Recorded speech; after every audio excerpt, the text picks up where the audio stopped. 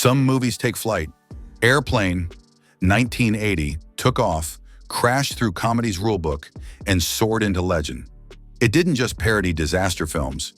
It destroyed the genre and reinvented slapstick for a new generation. With lightning-fast gags, straight-faced performances, and jokes layered so densely you could miss 10 in a blink, it became one of the funniest movies ever made. But behind all that chaos was a strange mix of lawsuits, confusion, improvisation, and luck. So buckle your seatbelts and keep your trays in the upright position, because we're diving into 20 weird facts you didn't know about Airplane.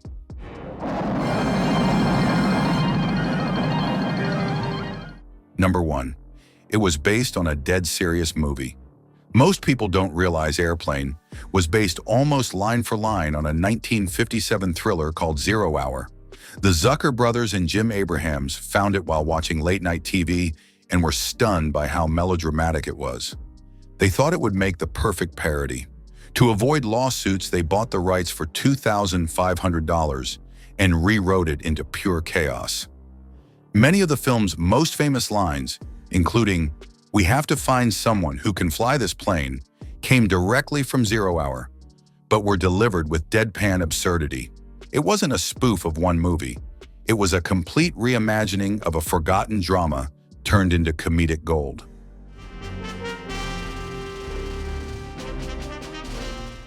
Number 2. Leslie Nielsen's career transformed overnight. Before Airplane, Leslie Nielsen was known only as a serious dramatic actor. He'd spent decades playing doctors, commanders, and dignified men who never cracked a smile. The Zucker brothers hired him specifically for that reason. They wanted someone who could say the dumbest lines imaginable with total conviction. His delivery of "I am serious" and "Don't call me Shirley" became an instant classic. After Airplane exploded, Nielsen's career completely shifted. He became Hollywood's king of deadpan comedy, going on to star in The Naked Gun and dozens of parodies. Ironically, playing it serious made him funnier than any trained comedian of his time. Surely you can't be serious.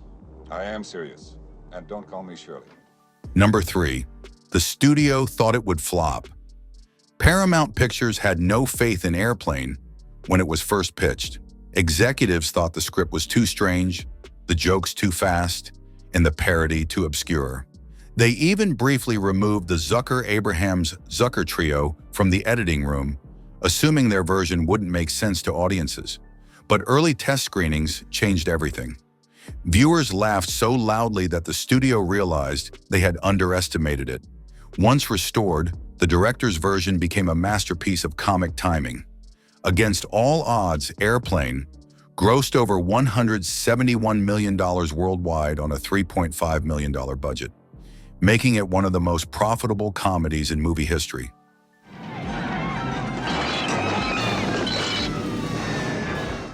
Number 4. Kareem Abdul-Jabbar's payment was legendary.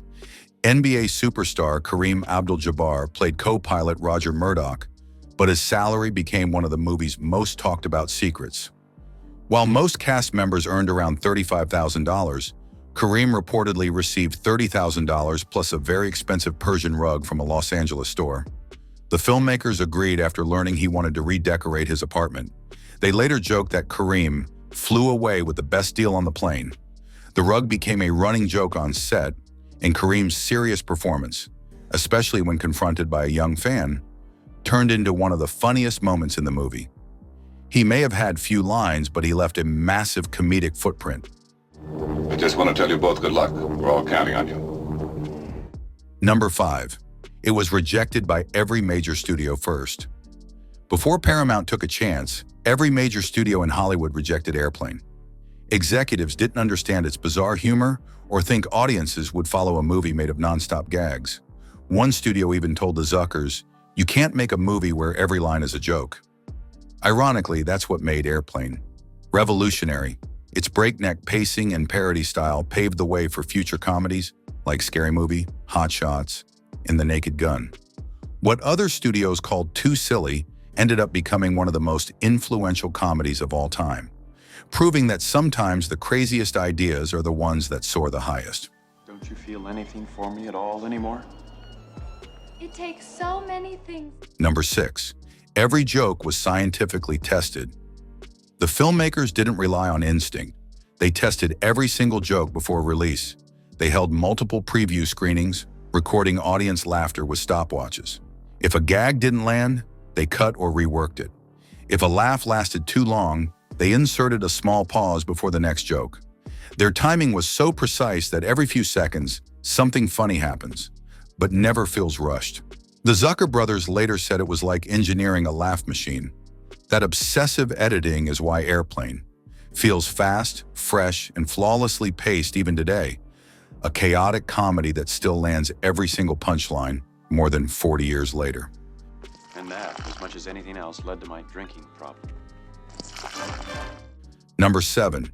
Peter Graves initially hated the script. Peter Graves, who played Captain Over, almost turned down the role. He thought the dialogue was crude, especially the infamous cockpit conversations with young Joey, but the directors insisted he play it completely straight, as if he were in a dramatic TV movie. Graves finally agreed, though he warned them audiences might walk out. Instead, his uncomfortable seriousness made the jokes twice as funny. After the premiere, he admitted he'd never seen a theater laugh that hard in his life. What he once called career suicide turned into one of his most beloved performances. Sometimes playing it straight is the best joke of all. Joey, we have something here for our special visitors. Would you like to have it? Thank you. Number 8. The jive talk scene was written by the actors. The hilarious jive scene wasn't written by the directors. It was created by the actors themselves.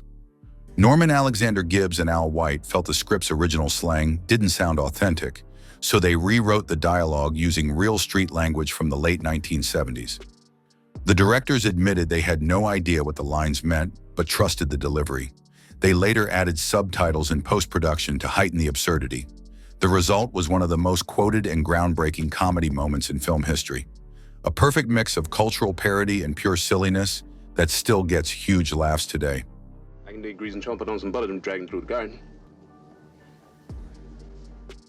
Number 9.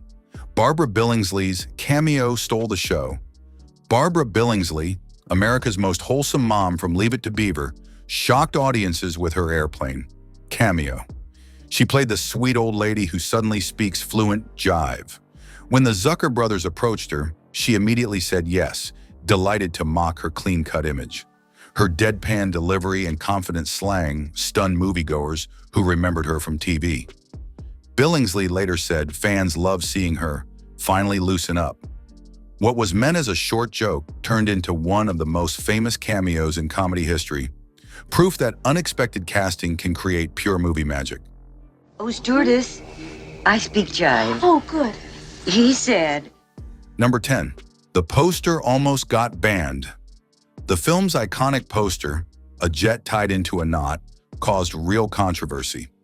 Several airline companies complained, saying it mocked commercial aviation and could scare passengers already nervous about flying.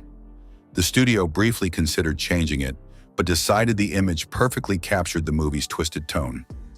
The knotted plane became one of the most recognizable movie posters ever created, symbolizing how Airplane turned Hollywood's most serious genre completely upside down.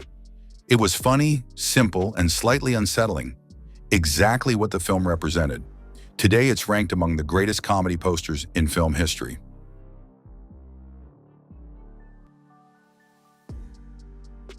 Number 11. Otto the Autopilot caused a censorship fight. The inflatable autopilot named Otto became a running gag, but his inflation scene almost got the film slapped with an R rating. The MPAA argued the visual joke was too risque for a PG film. The filmmakers fought back, claiming it was cartoonish rather than sexual. They eventually convinced the board that the absurdity made it harmless.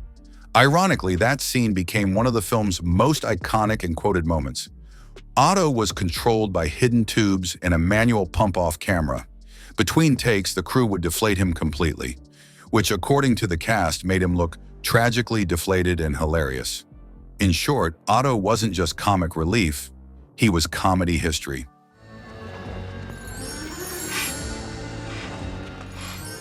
Number 12. The cast was told to act dead serious.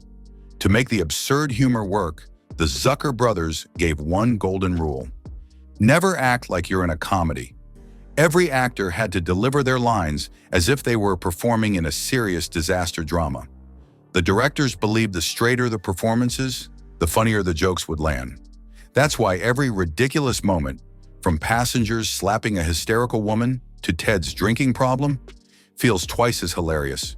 The humor comes from total denial of the madness around them. Even Leslie Nielsen refused to laugh on set.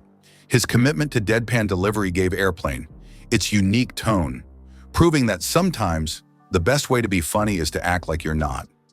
It's like I picked the wrong week to quit smoking.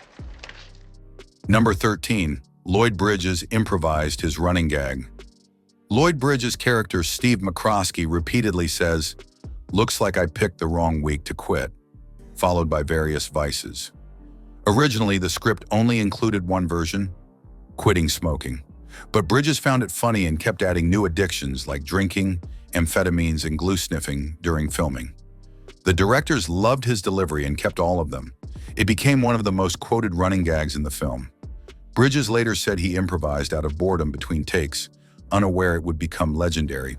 The joke's escalation, from mild habits to utter insanity, perfectly captured the movie's brand of exaggerated absurdity.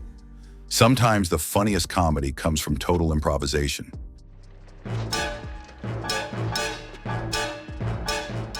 Number 14. The music was scored like a drama. Composer Elmer Bernstein approached Airplane as if he were scoring a tense action thriller. He avoided comedic cues and instead used sweeping, dramatic orchestration typical of disaster films from the 1970s. The result? Every over-the-top gag felt even funnier because the music played it straight. Bernstein said the contrast between epic seriousness and absolute stupidity was the secret weapon behind the movie's tone. The Zucker brothers later praised him for understanding the assignment better than anyone else. His music helped ground the madness, making Airplane feel like a blockbuster that just happened to be insane. That balance between drama and parody was pure genius. Number 15. It killed the disaster movie genre forever. Ironically, Airplane was a parody that became the final nail in the coffin for the very movies it mocked. Throughout the 1970s, films like Airport and The Towering Inferno dominated theaters. But after Airplane skewered every cliché, the stoic pilot, the panicked stewardess, the "we're running out of time" trope, audiences couldn't take those stories seriously anymore. Critics called it the death blow to disaster films. In a strange twist, the spoof became more popular than the originals it ridiculed. The genre collapsed soon after. What was meant as a joke ended up changing Hollywood permanently, replacing melodrama with mockery as the new cinematic trend. Number 16. Steven Stucker was allowed to improvise freely. Steven Stucker, who played the flamboyant air traffic controller, Johnny, was the only actor allowed to improvise. His rapid-fire one-liners weren't in the script. He made them up as filming went on. The Zucker brothers trusted his comedic timing completely. They said he could turn any boring line into gold. Many of his jokes became iconic, especially his spontaneous reactions to chaos in the control tower. Tragically, Stucker passed away in 1986, but his performance remains one of Airplane's brightest highlights. His humor was far ahead of its time, fearless, unfiltered, and bursting with energy. Johnny wasn't just comic relief. He was the movie's wildest, most unpredictable spark. Johnny, what can you make out of this? This? Well, I can make a cap. Number 17. The word airplane was a last-minute change. The movie was originally titled Flying High for international release and test audiences. However, the directors thought airplane sounded punchier and funnier, especially with the exclamation mark. Paramount marketing executives agreed, believing shorter titles grabbed attention. Ironically, Flying High remained the title in countries like Australia, where they thought airplane sounded too American. Even today, some fans outside the US still know it by that name. The change also influenced later parody titles like Top Secret and Naked Gun, which copied the same exclamation mark formula. That tiny punctuation choice became part of the Zucker brothers' comic signature, a visual wink that said, "This is going to get ridiculous."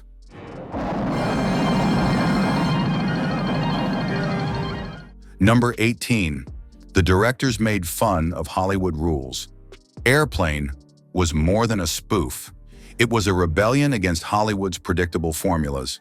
The Zucker-Abraham-Zucker trio intentionally broke every rule. No dramatic arcs, no subtlety, and no time for emotional buildup.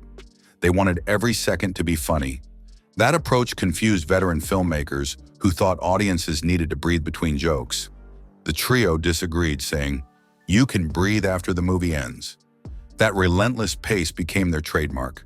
They later doubled down on the formula in Top Secret and The Naked Gun. Today, that breakneck rhythm is copied by countless parody films, but none have matched Airplane, its precision or insanity. Looks like I picked the wrong week to quit sniffing glue. Number 19. It made $171 million without big stars. Unlike most blockbusters, Airplane didn't rely on big Hollywood names. The cast was made up of TV actors, B-movie veterans, and character performers known for serious roles. Audiences connected with their sincerity and total lack of ego. Word of mouth spread fast, and the film became an unstoppable hit, grossing $171 million worldwide against a tiny $3.5 million budget. It outperformed many serious disaster movies it parodied. Critics praised it for being too funny to fail. The Zucker brothers went from unknowns to comedy pioneers overnight. Their experiment in absurdity had become one of cinema's biggest success stories. Number 20. It's still in the Library of Congress. In 2010, Airplane was officially added to the National Film Registry by the Library of Congress for being culturally, historically, or aesthetically significant. That means it's preserved forever as a piece of American art, not just comedy. Few films earn that honor, and even fewer that feature inflatable co-pilots and drinking problems. More than 4 decades later, Airplane remains one of the most quoted, rewatched, and influential comedies ever made. It didn't just make people laugh. It rewired how Hollywood approached humor. Against all logic, a movie that was never supposed to take off ended up flying higher than anyone imagined. I just want to tell you both good luck. We're all counting on you. Airplane wasn't just a movie. It was a revolution in comedy timing, casting, and absurdity. It proved that smart stupidity could be an art form and that the funniest films come from fearless experimentation. More than 40 years later, it's still quoted by pilots, comedians, and movie fans alike. So next time someone says, "Surely you can't be serious," remember, they're quoting one of the greatest comedies ever made.